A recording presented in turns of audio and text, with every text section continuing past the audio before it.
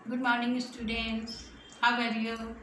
मॉन जैसे के online channel में आप लोगों का स्वागत है। बच्चों, मैंने आप लोगों को हिंदी व्याकरण में 3 चैप्टर पढ़ा दिया और 3 चैप्टर और संधि। संधि आपका हिंदी और संस्कृत दोनों में काम आ जाएगा। और संस्कृत में मैंने आप लोगों को 3 चैप्टर पढ़ा दिया है।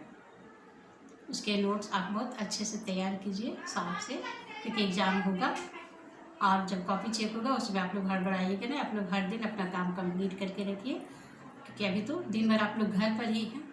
स्कूल का भी ज़्यादा आने जाने में जो समय आप लोग का लगता वो भी समय आप लोगों का बच रहा, थकान भी बच रहा है। इसलिए आप लोग फ्रेश माइंड से बहुत अच्छा से अपने प्रश्नों के उत्तर लिखिए। आज मैं आप लोगों को संस्कृत व्याकरण पढ़ाने जा रही हूँ, पार्ट 1 चैप्टर 1। ये देखिए आपका संस्कृत मनिका, ये मनिका संस्कृत व्याकरण, ये आपका संस्कृत व्याकरण की पुस्तक है। इसमें पहला चैप्टर है कारक उपपद विभक्तया च। कारक जैसा कि आप लोगों ने हिंदी में पढ़ा है उसी का ये संस्कृत रूपांतर है। और इसके अलावा जो आप लोगों को पढ़ना है वो उसके एक स्पेशल रूप होता है कारक का, कि किस कार्य किस चीज़ के साथ कौन सा किस विभक्ति का प्रयोग होगा, उसको उपपद विभक्ति कहा जाता है। तो चलिए बच्चों, हम लोग पढ़ते हैं कारक विभक्तया च। प्यारे बच्चों, जैसा कि पिछले कक्षा हम पढ़ चुके हैं कि वाक्य में विभिन्न पद को क्रिया की सिद्धि में सहायक होते हैं। मतलब कारक किसे कहते हैं? शब्द के जिस रूप से, शब्द से ये संज्ञा सर्वनाम का जो रूप क्रिया के साथ संबंध बताने वाले शब्दों को कारक कहते हैं। तो हिंदी में तो आपके पास कारक के चिन्ह है, पर संस्कृत में अलग से कारक का चिन्ह ना होने के कारण आप लोगों को शब्द रूप पढ़ना पड़ता है। तो चलिए बच्चों, अब आज हम लोग देखते हैं कर्ता ने कर्म को कारक क्रिया के साथ संबंध बताने वाले शब्दों को कारक कहते हैं। कारक 8 प्रकार के होते हैं। कर्ता ने कर्म को करण से के द्वारा क्रिया का साधन बताने वाला, संप्रदान को के लिए जिसके लिए कोई क्रिया की जाए या जिसके कुछ दिया जाए, अपादान से अलग होना या तुलना कंपैरिजन किया जाता है, से मोहन से सोहन अच्छा लिखता है। और संबंध कारक का की रा रे री, इसमें क्रिया के साथ सीधा संबंध होता है। एक संज्ञा सर्वनाम का दूसरे संज्ञा सर्वनाम के साथ संबंध बताया जाता है। इसमें क्रिया के साथ सीधा संबंध न होने के कारण संस्कृत में संबंध कारक को कारक नहीं माना जाता। अधिकरण कारक क्रिया के आधार को प्रकट करने वाले शब्दों को अधिकरण कारक कहते हैं। इसका चिन्ह होता है में, पर। और अंतिम है आपका संबोधन कारक, बुलाने और पुकारने के लिए जिन शब्दों का प्रयोग किया जाता है उन्हें कहते हैं संबोधन कारक।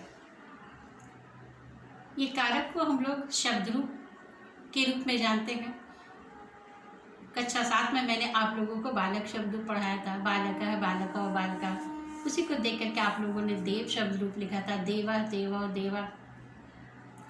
तो पहला आपका हो गया बालक शब्द रूप में बालका है, बालका और बालका, यानी प्रथमा विभक्ति। पहले नंबर पर कर्ता कारक आता है। तो कर्ता कारक होने के कारक एक बालक ने, दो बालकों ने, अनेक बालकों ने। द्वितीय विभक्ति दूसरे नंबर पर आपका कर्म कारक आता है। बालकम, बालको, बालकान, यानी एक बालक को, दो बालकों को, अनेक बालकों को। तृतीय विभक्ति तीसरे नंबर पर आपका करण कारक आता है। बालकेन, बालकाभ्याम, बालक है एक बालक से या एक बालक के द्वारा। बालकाभ्याम दो बालकों या दो के द्वारा। बालकेभ्याम अनेक बालकों के द्वारा या अनेक बालकों से। चतुर्थी चौथे नंबर पर आपका संप्रदान कारक आता है। बालकाय, बालकाभ्याम, बालकेभ्याम, एक बालक के लिए या एक बालक को, दो बालकों के लिए या दो बालकों को, और बालकेभ्य अनेक बालकों के लिए और अनेक बालकों को। 5वें नंबर पर आपका अपादान कारक होता है पंचमी विभक्ति।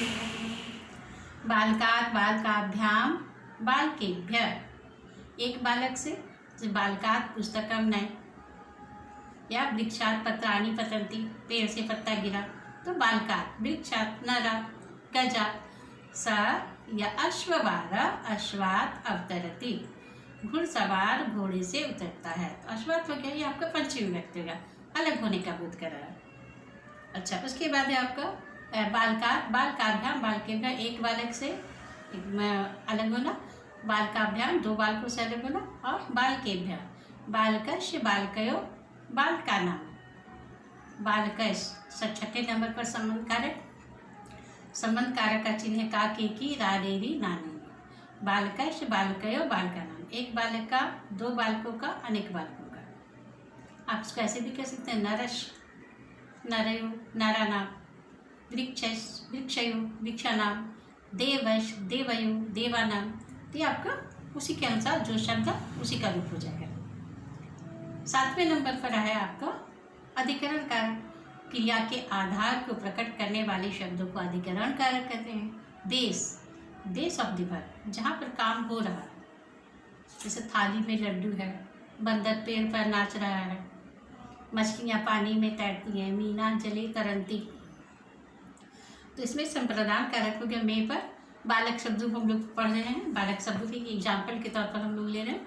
बालके बालकयो बालका बालकेशु, एक बालक में, जैसे वृक्षे पेड़ में, वृक्षयो दो पेड़ों पर, वृक्षेशु अनेक पेड़ों पर। तो बालके बालकयो बालकेशु, ये आपको हो गया अधिकरण कारक। और संबोधन कारक, बुलाने पुकारने के लिए, हे बालक, हे बालका, हे बालका, हे नर, हे नरो, हे नरा, हे गज, हे गजा, हे गजा, हे देव, हे देवो, हे देवा।